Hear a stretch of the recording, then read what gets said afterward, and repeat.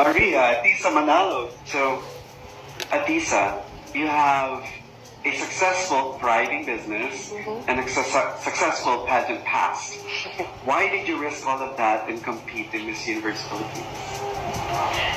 I really think that my chance to join Miss Universe Philippines again, I am doing it to inspire people, to tell them my story. I came from very humble beginnings, and I want to show everyone that if you work hard and work hard for the dream that you want for yourself, it is possible.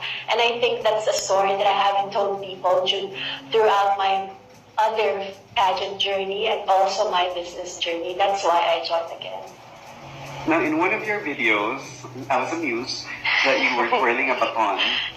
And in many pageant references, baton twirling has become a stereotype for pageant girls.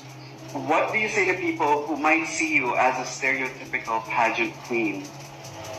I don't even know that's a stereotype for beauty queens that we all twirl our batons. But you know what? It helps in your performance. When you twirl the baton, you know how to perform for people. You know how to give a show. And I do think that it's a very important part of pageantry, giving everyone a show. I have a baton din.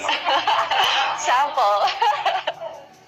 You are Atisa, the beauty queen, you are a beauty queen and a businesswoman as well. Other than those two words, who is Atisa to those that don't know you yet?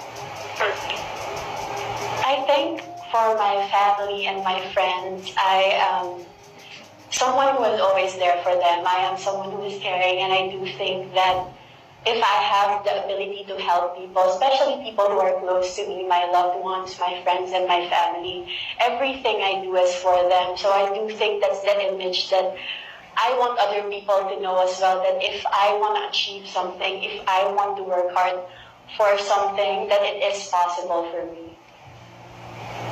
And lastly, why should you be the next Miss Universe Philippines?